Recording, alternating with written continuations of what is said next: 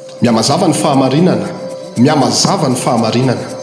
Fandarana manokana ahitanao toro-teny mahery vaika ho fampandresenanao amin'ny ady lalovanao, ary toro-teny manangana fiainana, fanovana fiainana, fampianarana ara-baiboly. Mbola tsy nisy ny toro taminao ary mbola tsy nisy nampianatra, ka ho fantatra reo ny marina ary ny marina afaka nareo tsy hoandevy. Jaona toko fahavalo ny andiny ny faharoa amby telopolo. Fanafahana sy fiaina vaovao andravana reo asana demoni, hitondrananao any amin'ny fiainana vaovao mbola tsy niainanao, arahana témoignage na fijoroana vavolombelona ho fampaherezana anao sy ho fampaherezana ny namanao. Iarahanao amin'ny mpanompon'Andriamanitra apôstôly Andrias, hivavaka ao anao aho. 032 56 443 48 033 91 711 66 034 92 543 76. Hivavaka ao anao aho. Tadidio fa velona Jesosy Tompo izay torianay aminao avy ato amin'ny fiangonana kristianina mandova lanitra. Miamazava ny fahamarinana. Miarabantsika rehetra mahitanay amin'izao sy fotoana izao manonona ny fiadanan'i Jesosy Tompo aminao sy ny ankohonanao ny tenako a. Jehovah-Andriamanitra ny Israely hamonjy anao ary hitanao manokana amin'ity anio ity. Tafiditra ao anatin'ny fandarana indray isika toy an'ny fampianarana izay nentintsika tamin'ny lasa teo zany a, mahakasika an'ilay fanamanambady. Dia fananazava mahakasika an'iny fa mbola misy ny fanamanambady zany amin'izao tsika miresaka izao a. Dia somary amafisiko amin'ity androany ity a ny fiantraikany sy ireo amatarana fa misy fanamanambady mamatotra ny fiainan'ny olona zany a. Dia hoarahantsika ao anatin'izao fandaharana izao ka manasa anao am-pitiavana ny tenako a, anaraka izany hatramin'ny farany a, hivavaka isika metraka ny fotoana eo ampelantanin'Andriamanitra. Raha eo misotranao amin'ny anaran'i Jesosy Tompo, mbola afaka manambara ny sitraponao eto indray amin'ity androany ity noho ny fahasoavanao sy ny famindraponao a. Magataka ny famindraponao androany aniraka ny fanainao masina ampiteny eto androany mba ho fiainana ho an'ny isambatan'olona manjotsy tapaka izao fandaharana izao Tompo, amin'ny anaran'i Jesosy avy a Nazareta. Amen. Eny ary amaky baiboly tsika hitantsika ao amin'ny bokin'ny Naoma toko faharoa manomboka ny andininy fahafito. Naoma toko faharoa manomboka ny andininy fahafito. Rehefa hita dia vakina amin'ny anaran'i Jesosy Tompo manao hoe: voana ny vavahadin'ny renirano ary reraka ny lapa. Averiko vakina ihany a. Naoma toko faharoa ny andininy fahafito manao hoe: voana ny vavahadin'ny renirano ary reraka ny lapa. Amen. Izay andiny tsoratra masina izay no anohizako ny fampianarana, satria efa ndresantsika teto fa misy zany ny fanamanambady izay tamin'ny andron'ny Noa, ary rehefa ndravan'Andriamanitra ny olona rehetra sy ny zava-manan'aina rehetra teto ambonin'ny tany a tamin'ny alalan'ny safidrano, dia taty amin'ny andron'ny Mosesy sy ry Josua sy ry Kaleba mbola tsy maty ireo fanamanambady ireo fa mbola nanambady ihany a. Dia niteraka an'ireny olona avoranjanana mahery matanjaka ireny zany. Efa voapirofo tamin'ny fandarana lasa teo iny fa misy ny fanamanambady. Fa eto indray zany tsika dia hijery mahakasika ny fanamanambady avy any anaty rano, satria misy fanamanambady avy any anaty rano. Raha ny baiboly zao ny jerevantsika eto dia hoe: voana ozy izy ny vavahadin'ny renirano ary reraka ny lapa. Zany hoe raha jerevana io verset io zany a, dia ny renirano a misy vavahady io, tsy hitantsika amin'ny maso amin'ny maha-olombelona izy io, fa ao anatin'io rano io a misy tanàna ao, satria matoa misy vavahady le renirano a, dia misy lapa ao ny voalaza baiboly ary reraka ny lapa, misy tanàna ao anatin'ny renirano. Ohatra zany zao hoe raha eto amin'ny faritra Antananarivo zao a, ho an'izay mahitana amin'ny faritra Antananarivo a, ohatra zao hoe Nikopa iny rano Nikopa iny zany zao renirano manko zao reny, misy lohan'ny poirany zany izy iny a, dia mitohy lava be, dia misy vavahady amin'izy io. Io vavahady io a idirana ao amin'ilay tanàna, dia rehefa miditra ao amin'ilay tanàna ao anaty rano ao ianao a, dia mahita tanàna ao anatin'io rano io, mahita toerana ao anatin'io rano io, mahita ponina ao anatin'io rano io. Zay no mahatonga andren'ilay hoe misy olona tsy hita tamiko ireny, dia ilay olona sady tsy hita faty a, tsy hita velona fa tonga dia any anaty rano any dia tsy hita, satria misy mitondra any anaty rano. Ary ataoko angamba fa mety tsy zarery no manana an'izao toko hoe fahalalana kely men'ny tompy izao, fa na isika mahita an'ity fandaran'ity ara dia efa mahafantatra an'izany hoe misy olona mivoaka avy any anaty rano na antsoina hoe zazavavin-drano reny a. Fantatsika tsara moa pozina zazavavin-drano dia misy taona izy mivoaka dia lasa pozina olombelona normal tsara izy, mandeha miantsena, mandeha miaina normal ety ambony tany, dia avy eo miverina anaty rano izy. Anaporofoko an'izany a, nisy taona nandeha nanao mission tamin'izany fotoana izany a, teo amin'iray volana sy tapany teo tany tamin'ny faritra Atsinanana iny zany, lalana makany Vatomandry makany Manoro iny zany le lalana. Dia nitondra fiangonana tao nandritra indray volana sy tapany, nitory makasika ny fanamanam-bady ohatr'izao a. Nandeha nitory-teny tamin'ny radio zany io, dia aika izaho mitory-teny ity a, reto olona rehetra manodidina an'ilay tanàna ireto a voafatotra ny fanamanam-bady, satria misy renirano manodidina an'ilay tanàna. Zany hoe ilay tanàna mihitsy a didinina renirano, tetezana miditra amin'io tanàna io a, dia tetezana mivoaka amin'io tanàna io. Zay le zavatra nitranga. Dia tsisy nanantona aloha le olona rehefa nandrean'ilay fampianarana fa samy nandinika sy namakafaka avokoa. Dia niezaka nitondra fijoroana vavolombelona hoe misy fanamanam-bady ao anaty rano. Io fanamanam-bady io a fanahy izy fa miaraka amin'ny olombelona ety ambonin'ny tany. Zany hoe amin'ny alina zany a mivoaka avy ao anaty rano avao reo fanamanam-bady reo a, dia samy maka ny vadiny daholy, maka vehivavy, sasany lehilahy, dia iarahany. Dia rehefa maraina dia miverina any anaty rano indray zareo. Nanantona anaty kelikely amin'izay efa olona tsy haiko 30 isa no nidirana tao anatin'io tanàna io a, tafiakatra 500 isa zay tamin'izany fotoana izany, tao anatin'iray volana sy tapany. Satria ny akamaroan'ilay tanàna mihitsy le poniny eo amin'ilay tanàna ny voafatotra n'ilay fanamanam-bady. Dia nanantona anaty tsiraidray amin'izareo dia niraisiko. Dia nisy vehivavy kely anankiray izay tena nazava tamiko ary nampitombo ny fahalalako mihitsy ara ny fijoroana vavolombelona zay nentin'io vehivavy io. Io zazavavy io a manasa vilia amina renirano io foana zany. Zany hoe nendrareo zany tsy maka rano izy dia hoentina any an-dakozia dia any ny sasana ny vilia, fa le vilia no hoentina eo amin'ny renirano. Dia sasany eo io vilia io, sasany eo isanandro. Dia tamin'ny fotoana anankiray amin'izay a, izy nanasa vilia teo a, dia varina izy lasa n'le rano a, ilay koveta plastika iny zany. Dia nentin'ny rano io koveta io a, dia nanenjika an'iny koveta iny izy, tonga dia latsaka tao anatin'le rano. Le rano tsy hoe rano lalina be, fa mety hoe hatreto amin'ny kibo a, ny ety amin'ny sisisiny zany ety amin'ny kibo fa ny aina-povoany lalina. Dia latsaka izy zany dia lena tanteraka mihitsy a tao anatin'ilay rano. Izay zavatra zay ohatrany hoe zavatra tsy nisy dikany, fa ny alina n'iny amin'izay le vehivavy nanomboka nanofy amin'izay izy. Dia mipotrana lehilahy sola loha izy a, somary fohy kely, be kibo kely, mialatsiny fa zay mihitsy ny fijoroana vavolombelona le vehivavy a.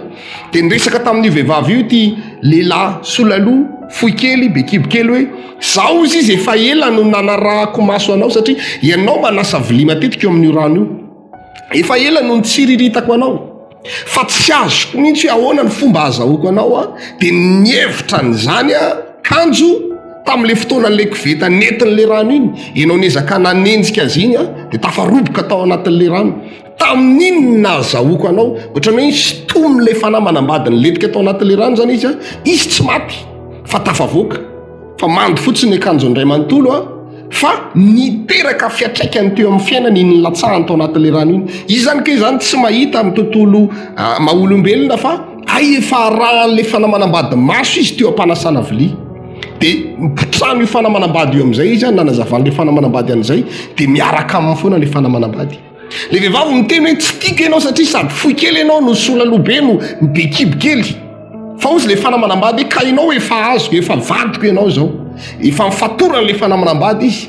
Dia tongavan'io fanamanam-bady io foana isaky ny alina. Teo ny azy anankiray zay, faharoa nisy vehivavy anankiray zay indray. Io vehivavy io indray a, misy tanàna tsy tadidiko moa hoe anaran'le tanàna, fa ohatrany hoe karazana fokotany kely eo amin'io tanàna io zany a. Tsisy manambady ao naray ary. Zay vehivavy hitanao amin'io tanàna io a, miteraka tsy manambady. Tsy misy olona matafatsangana tokantrano zany fa miteraka tsy manambady zany hoe miaraka amin'ny olona izy zany a fa misaraka foana dia avy eo amin'io tanàna io no nanantona anahy somary mavo be zay ny volon'le vehivavy nanantona izy apôstôly tena marina le fampianaranao reny ozy izy fa ahoana ho a zaho izy izy a misy fanamanambady mamatotra anao izy izy dia ahoana ao ny amantaranao an'izany zaho izy izy amin'ny alina vao matory vao midaboka eo ambonin'io fandriana io ao izy izy a tonga dia misy fanamanarina dia ny mampalahelo ao izy izy apôstôly a manao akanjo normalna tsara mihitsy ah akanjo fietina matory fa zaho izy izy mifo maraina tsisy akanjo tsony inakoditro dia jerevaka ilay akanjo any ambany fandriana no mipetraka mialatsiny fa ataoko mivantana be ohatray le fampianarana satria témoignage le vehivavy le izy dia tsy tiako hovany tonga dia any ambany fandriana io akanjo io no mipetraka isan'andro zany foana ny ainany dia misy fotoana ry vehivavy io a tena miezaka mihitsy hoe miarotory ielany amin'le izy hoe inona iza manala ny akanjo nefa hoe ambenana mihitsy zany hoe iza ny olona miditra eo amin'ny alina manala ny akanjony amin'ny alina fa tsy mahita izy satria fanamanambadika le tonga dia ohatr'izay foana isaky ny alina any ka tsy mahatsangana tokantrano mihitsy vao misy lehilahy ty aho izy apôstôly a dia misaraka foana miaraka izay a 2 taona 3 taona fa misaraka rehefa avy eo dia indraindray zany efa mampiasa fomba fiady hoe aleo manao bevoka dia mba fatorana amina zazakely ty lehilahy ty fa mbola mandositra foana le lehilahy tsy voatazona amina zaza ilay lehilahy tsy hoe le lehilahy tsy tian'le vehivavy fa ilay vehivavy no voafatotry ny fanamanambady dia le fanamanambady no manilika an'izay lehilahy tian'lay vehivavy rehetrarehetra zany engeny asan'le fanamanambady ailiny ny olona tianao sy tianao ianao zany mba mieritrehitra hoe ty kosa tena anjarako ty kosa efa tena hoe amour de ma vie ako ty ozy ianao tena hoe izy io hoe efa tsisy ady hevitra tsony fa ina zavatra mitranga saraka tamika rehefa avy eo mety misy zavatra tsisy dikany mampifamaly anareo anankiroa iny tonga dia mitatra be makany amin'ny fisarahana eo ianao vao mametram-panontaniana hoe inona ny antony ay le fanamanambady no mahatonga n'ilay fisaraha-mpanambady iny misy vehivavy anankiray koa be dia be ry zareo no nyraisiko fa zay voalazako androany zany no azavaiko amintsika rehetrarehetra eto a io vehivavy io a vehivavy ataoko hoe matiray aman-dreny efa akambotsy zany io vehivavy io dia ny zavatra mitranga dia izao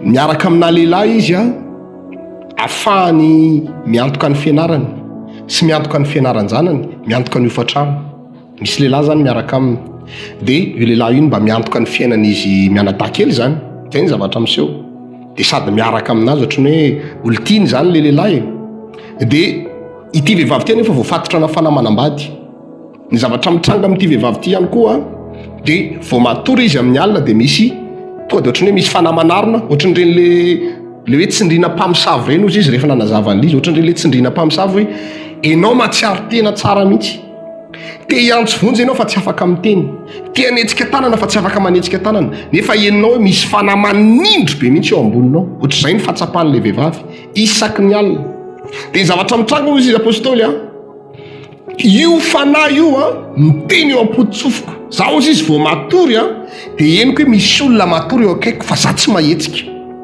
mahetsika mihitsy aho izy izy dia ataony amin'izay tiany anaovana anahy io aho izy izy a fa tsy mahetsika mihitsy aho dia miteny aminahy io izy manao hoe ianao tsy maninona raha miaraka amin'iny lehilahy iny fa manampy anao iny lehilahy iny fa tsy ho lasa vadinao iny fa zany vadinao zay ny tenen'le fanamanambady dia gaga be aho izy fa izy ianao za fotsiny vadinao izy izy ilay fanamanambady fa ianao tsy ho lasa vadin'iny lehilahy iny zany fa ampiasaina hanampy anao fotsiny iny zany hoe eto ndray zany avelany hiaraka amin'le lehilahy fotsiny lefa le vehivavy fa tsy ho lasa vadin'le vehivavy mihitsy lehilahy iny fa ohatrany hoe mba atonga n'le vehivavy anaiky an'ity fanamanambady ity zany dia ozy le fanamanambady hoe avelako ianao hiaraka aminy ho fanampiny anao fotsiny fa ianao tsy ho lasa vadina iny zany fa zany vadinao joro vavolombelona amin'izany le vehivavy vo avy ny raisiko izy a nanantona anahy teo tsy mbola mametra tanana amikory afa eo ampiresahany zay sisy tonga dia ninjera teo ambony seza izy dia niodikodina ny tsirara teo amin'ny tany teo tonga dia nivadibadika teo sady mikikika be mihitsy aza roana amin'ity vehivavy ty aza roana amin'ity vehivavy ty a efa le fanamanambady ny mampiteny azy saro-piaro le fanamanam-bady satria fatany hoe oroany izy ary hery manohatra anazy ny hery tao anatin'ny mpanompon'Andriamanitra zany a dia fatany hoe avoaroaka anazy tonga dia nidaraboka teo amin'ny tany izy dia nivadibadika. Be dia be ny témoignage-ny olona. Misy amatarana olona ihany koa voafatika amin'ny fanamanam-bady a tamin'ny faritra an'Antananarivo. Hatramin'izao tsika miresaka zao io vehivavy io sady tsy miteraka ny tsy manam-bady. Zao tsika miresaka zao io vehivavy io nanana problème. Izy tsy nafantatra fa rehefa nandeha nitory-teny tahaka an'izao na ny fampianarana teo izy vao natakatra hoe ay fanamanam-bady ny namatotra azy. Za rehefa matory amin'ny alina ozy izy satria izy mipetra-drery dia misy aloka be tonga miditra ao an-trano tonga dia manarona. Ny akamaroan'ilay témoignage dia ohatrohatr'izay foana ankoatran'ilay hoe manofo miara-matory amin'ny olona. Misy zavatra mandehandeha ao anatin'ny kibo fa nen'ity vehivavy ity somary tena efa tafalatsaka lalina. Misy aloka manarona anazy dia tonga dia tsy mahatsiaro teny izy eo fa miaraka aminy eo na miara-matory aminazy io zany le aloka. Fa raha moa tateo aoriana dia nataony fahazarana le izy. Nataony fahazarana hoe efa ho avy indray zany le aloka dia izy mare hoe ohatrany miaraka amina lehilahy normal ny miaraka amin'le fanahy dia lasa nataony fafinaretana ho azy ny fahatongavan'io fanamanam-bady io. Tateo aoriana izy somary vehivavy ngezangeza mibotsina amin'izay ny kibony. Botsina dia miena dia mibotsina dia miena dia nanana famantarana izy hoe bevoka reny amin'ny vatany le hoe te andoha ohatrany te hinana zavatra marikivy, lasa kamokamo, lasa te atory foana, lasa te hinan-kanina foana dia ozy hoe bevoka ve za zany. Dia ny zavatra mitranga io vehivavy io tsisy lehilahy tiany io zany mihitsy. Nefa taranak'olona mpanaka reny vavitokana izy ny mpandova ny ray aman-dreny ny ray manontolo fa tsy misy lehilahy taitra amin'ny vehivavy io na kely azy. Nefa izy bevoka nandeha nanao écho izy jerevana ny kibony zaho izy izy bevoka jerena ozy nijerevan'le mpanao écho tsisy ninina ao anatin'ny kibony nefa izy mare hoe bevoka mibotsina ny kibony dia hita ny mpanao écho tokoa ane fa mibotsina io kibo io. Dia tatio aoriana ny farany nivory ny fianakaviana hoe fa inona ny zavatra nataonao fa nga ianao miaraka amin'ny olo tenenao aminay izy zany ray ny zanakao. Dia zaho izy tena tsisy olona miaraka aminazy zany mihitsy tsisy olona bevoka fa tany ka ny ray aman-dreny moa tsy te halalany zaniko, ny mpiray-tapo tsy te halalany zany ny fianakaviana, ny kozain-kozinina hoe fa ahoana ianao no tsy miaraka amin'ny olona nefa bevoka. Tsy ino mihitsy ny olona raha hoe tamin'ny andro Marie Virgine no hitena zany hoe ka ohatra Marie Virgine tsy niaraka tamin'ny olona fa bevoka tsy ino ny olona. Izy sady tsisy miaraka Marie Virgine mba hoe nanana ny Josefa teo fofombadiny na dia mbola tsy niaraka ary zareo roa dia bevoka Marie Virgine. Fa teto tena tsy nino mihitsy ny fianakaviana hoe bevoka tsy misy lehilahy miaraka amin'ity vehivavy ity. Dia farany nandray fanapahan-kevitra zany satria rehefa atao écho dia tsisy nininona hita ao anatin'le kibo nefa izy mare hoe tena bevoka. Dia tateo aoriana moa tsy haiko izay ny fivoriana nataony zareo dia nididiana zany ny kibon'ilay vehivavy. Nalefa ny fandidiana ny sokafana avy tao olona ngeza be misy maso tokana mitepitepo ohatran'ny fo ohatra izao le izy mitepitepo ilay zavatra boribory tao anatin'ny kibony maso tokana. Gaga be daholo ny sage-femme sy ny mpandidy rehetrarehetra hoe ahoana ity zavatra ity tsy zaza ny tao anatin'ny kibony fa zavatra miboribory misy maso tokana mitepitepo. Dia tsy azo atao ninina ity fa tsy maintsy vakina ity tsy maintsy didiana dia nijerevana tao vao nididiana ohatran'ireny baloma mibotsina napoka reny le izy tao amin'ny fandidiana tao. Zay ny zavatra nitranga afaka tao anatin'ny kibon'ilay vehivavy. Tatio aoriana nanambady amin'izay le vehivavy saingy mbola tsy vita soratra dia tsy haiko afaka teo amin'ny ray taona teo fanambadiany zareo na ray taona sy tapany maty indray le vadiny rehefa avy eo. Hatramin'izao tsika miresaka izao tokatena io vehivavy io efa maty ny vadiny zay izy vao nanolo-tena nivavaka rehefa avy eo. Zany hoe tara le fanapahan-keviny efa nitrangany reto karazana zavatra be lehibe reto izy zay izy vao nanapa-kevitra nivavaka rehefa avy eo ny tantaran'izany histoara rehetrarehetra izany. Tena mampalahelo fa io fanamanam-bady io rehefa ekeny io tena be lehibe ny bevokany io saingy tsy zaza mihitsy ileo anatin'le kibony fa ohatrany hoe zavatra iblokeny le fanamanam-bady ny fiainan'ilay vehivavy fotsiny. Mbola vehivavy foana aloha zany ny resahako teo mba hatonga azy sady tsisy olona ity hatonga azy tsisy olona apakatra atonga azy raha ohatra ka efa manana olon-tiana izy a tsy toe-jaza mihitsy fa bloquen'le fanamanam-bady amin'io zanany io ny tranonjanak'ilay vehivavy. Zany ny zavatra misy eo voafatotry ny fanamanam-bady ny olona. Averiko tany saina angamba ny famantarana fa voafatotry ny fanamanam-bady ny olona teo a ireo olona manofo ratsy, manofo miara-matory amin'ny lehilahy na miara-matory amin'ny vehivavy. Dia araka ny teneniko antsika teny am-piandohana hoe io fanamanam-bady io a efa endrika devoly io, ratsy be ny paoziny io. Dia raha iny paoziny ratsy be iny no isehony aminao, tsy anaiko velively mihitsy ianao raha lahy na irana bavy hoe hiaraka aminao izy, fa maka endrika na lehilahy tena tianao sy tena tsiritinao izy, na maka endrika na vehivavy tena tianao sy tena tsiritinao izy, dia ny endrika iny no isehony aminao dia miaraka aminao. Dia ozy ianao ny marainy tena nanofy a tantara amin'ny namanao, nanofy niaraka tamin'ny anina tena ohatr'izao mihitsy ny nataonay. Ianao mieritreritra hoe nofy tsara iny satria nitsiritinao ilay olona dia nofisinao, fa fanamanam-bady maka endrika an'ilay olona tianao iny mba hahafahan'ilay fanamanam-bady mandresy lahatra anao hiaraka aminy. Zay ny antony reny. Dia eo ihany koa hoe misy zavatra mandehandeha ao anatin'ny kibo na misy zavatra marary ao anatin'ny kibo. Be dia be amintsika vehivavy voafatotra na fanamanam-bady a misy zavatra marary ao anatin'ny kibo.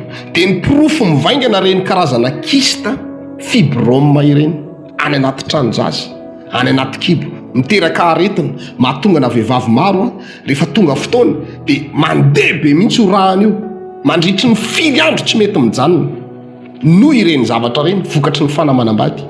Na hoe bevoka dia afa-jaza matetika, afa-jaza foana, tsy mety mipetraka ao anatin'ny kibon'ilay zaza tokony hipetraka zany. Inona moa ny tanjon'ilay fanamanam-bady? Satria amin'ny fotoana zany ilay vehivavy tsy mety mahazo zaza dia hisaraka amin'ilay lehilahy hitady vehivavy hafa miteraka. Dia libre ilay fanamanam-bady a mamatotra an'ilay vehivavy amin'izay fotoana izay. Zany hoe ny fanamanam-bady zany afaka miasa na olona efa manam-bady ary afaka fatorany korotany ny tokantranon'ny olona io a mba ahafahany mamatotra an'ilay vehivavy na ilay lehilahy na any amin'ny sehatry ny asa arany e. Ohatra hoe voafatotry ny fanamanam-bady ilay lehilahy na voafatotry ny fanamanam-bady ilay vehivavy dia korotan'ilay fanamanam-bady ny asan'ilay lehilahy. Ny tanjon'ilay fanamanam-bady a ampiady an'izy mivady. Dia raikitra ny fisarahana rehefa avy eo dia manana fahafahana ilay fanamanam-bady miaraka mandrakizay amin'ilay lehilahy na amin'ilay vehivavy. Ny amantarana ihany koa fa voafatotry ny fanamanam-bady a ny lehilahy anankiray na ny vehivavy tanora anankiray a tsy misy olona miraika aminy mihitsy, na atao daholo io, amboarina ny maso, amboarina ny orona, amboarina ny volo, amboarina manao fitafy manintona sy ohatr'izany, fa tsisy olona taitra mihitsy. Izy mety misy olona miaraka aminy fa miaraka 2 volana, 3 volana, 4 bolana dia misaraka rehefa avy eo, misaraka rehefa avy eo ohatr'izay daholo. Dia miverina amin'ilay fampianarana voalohany a anisan'ny famantarana be anankiray ihany koa hoe voafatotra fanamanam-bady ny vehivavy anankiray na ny lehilahy anankiray ireo mipetraka eo amoron-drano, eo amoron-drano na didinina renirano ilay tanàna, tonga dia voafatotra daholo ny akamaroan'ireo olona ireo. Tsy hoe kory hoe lasa mampatahotra zany le rano, fa matetika misy karazana fanamanam-bady avy any anaty rano mihitsy izy mipetraka ary ihany izy ny tena mipetraka.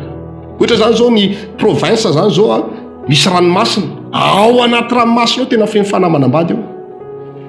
Na misy renirano feno fanamanam-bady ao anatin'ny renirano. Tena marina zany raha lasanabavy a. Raha vao olona mipetraka eny amoron-drano na didinina renirano ny ilay tanàna na ilay fokotany, tonga dia voafatotra daholo. Dia afaka manao fanadihadiana ianao hoe mahatafajoro tokantrano normalina ve ny olona amin'io tanàna io, manambady daholo ve ny olona amin'io tanàna io, fa ny akamaroan'ireo olona ireo dia tsisy manambady. Raha tsy hoe miala ao amin'io tanàna io mihitsy mandeha mifindra monina, nefa ny fomba ialany eo amin'io tanàna io efa tena ady voatafavoaka amin'io tanàna io satria fatoran'ilay fanamanam-bady. Vitan'ilay fanamanam-bady hoe misy olona niala tao amin'ilay tanàna nandeha nanambady tany amin'ny toeran-kafa, fa sotominy avy any alavitra avy any io miverina eo amin'io tanàna io satria vadiny. Ohatran'ireny sarotam-piaro na vady reny mihitsy. Ohatran'ireny sarotam-piaro efa nisy taona nanao délivrance dia oza nanao délivrance an'ity ilay vehivavy anankiray voafatotra fanamanam-bady hoe inona ny tena matorana ho an'ity vehivavy ity, vadiko io ozy izy. Vadinao ahoana fa anganareo afaka manambady olombelona ho a vadiko io e, vadiko io tsy afaka roahanao ato fa anahy io sary-piaro amin'io a, raha vao misy olona tiany io izy dia ataoko izay ampisaraka an'io.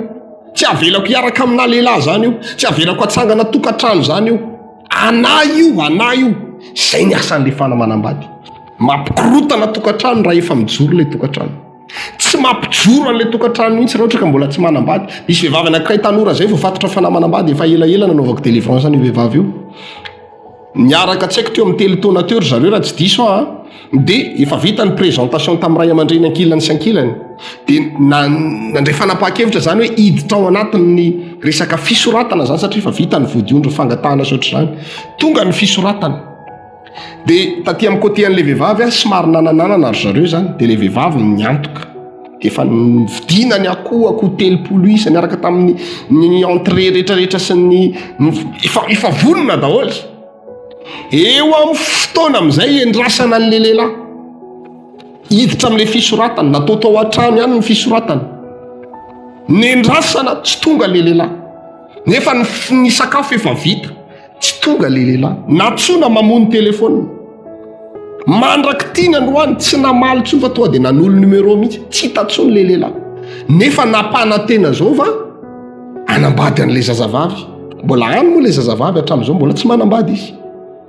Raha lasa anabavy malala amin'ny tompo, misy ny fanamanambady, misy ny fanamanambady ety ambonin'ny tany amafana azy, misy ny fanamanambady avy any anaty rano ho an'ny olona mipetraka manodidina na rano zany na amoron-drano reny ny tena voafatotra matetika.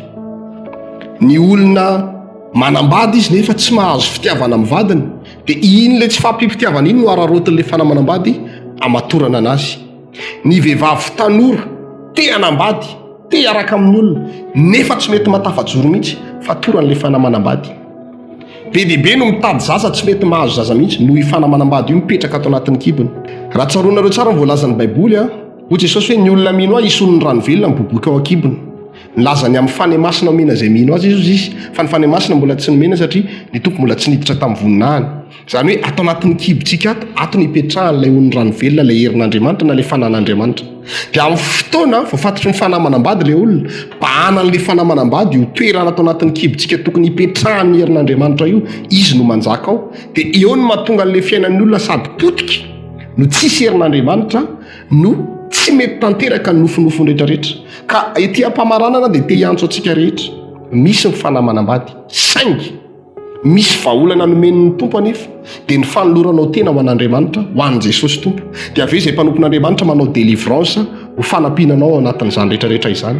Ka eto dia manasa antsika rehetra tsy hakanavaka, meteza ianao afahana, meteza ianao ho vonjena amin'ny anaran'i Jesosy. Ndao hivavaka tsika dia atao délivrance ianao ao anatin'izany, anafahananao anatin'io resaka fanamanambady io. Dia afahanao mahita anay isaky ny sabotsy ao amin'ny espace Mangote Andrefanambojanahary.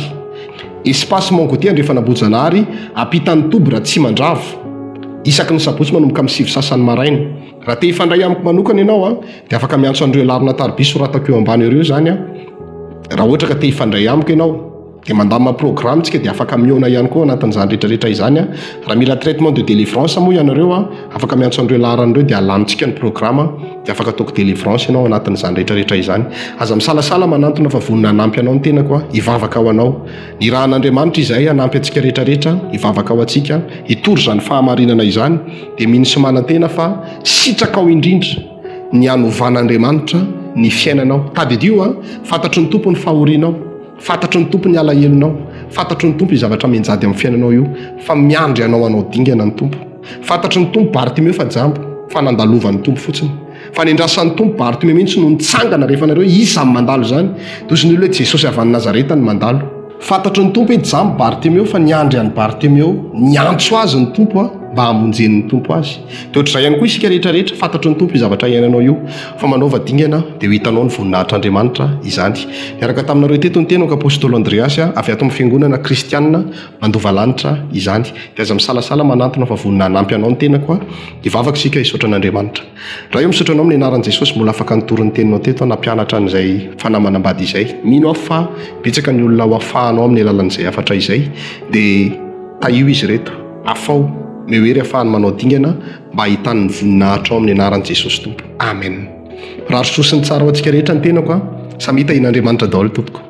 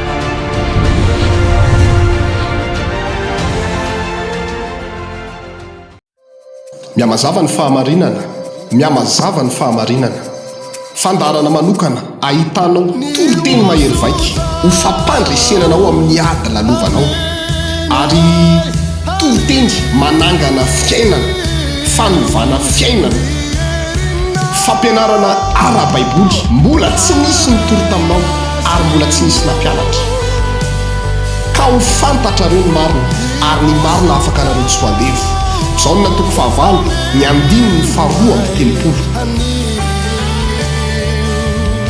fanafahana sy fiaina vaovao andravana reo asana demoni hitondrananao any amin'ny fiainana vaovao mbola tsy niainanao arahana témoignage na fijoroana vavolombelona ho fampaherezana anao sy ho fampaherezana ny namanao